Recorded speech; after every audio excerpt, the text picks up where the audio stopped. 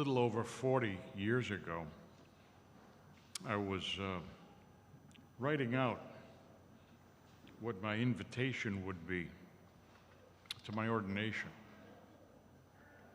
And life had already had enough twists and turns.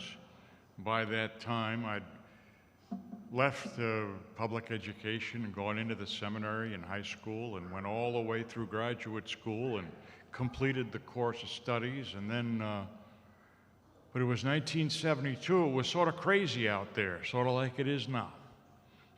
It's sort of crazy out there. And I said, I don't know, I got too many doubts. So I wasn't ordained and went into the business world.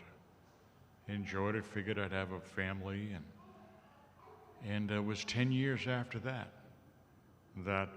I ended up turning back towards a life in the ministry.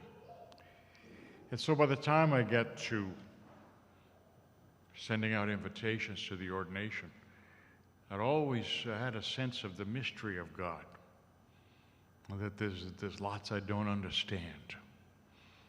Which isn't a bad instinct, I think, to be modest, not to pretend we know everything, because we sure don't. And so this mystery of God, I said, how did I end up here? Part of me said, how the heck did I end up here? And so the invitation began with this strange God, to elicit that sense of mystery. This strange God who demands of all things praise. Always struck me as funny. This God demands praise. I want praise from you. Now, kids, you know that if I just went crazy and said, now I want you to praise me night and day, all the time, I want you to be praising me, you'd say, that's the last person I want to praise. He's so full of himself.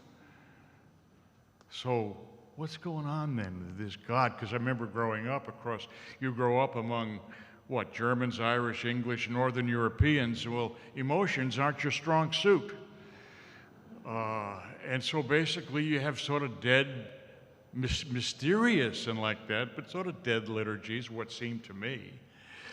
And but I kept looking at those Psalms, and I kept listening to said praise, and these words of Paul today, that praise, glory, and grace. We exist for the praise of his glory. Of course, that means you too. We exist for the praise of his glory. I said, wow, what does that mean?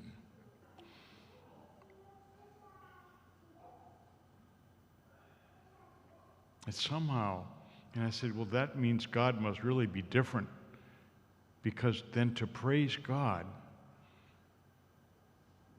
must mean that that's the highest thing a human can do.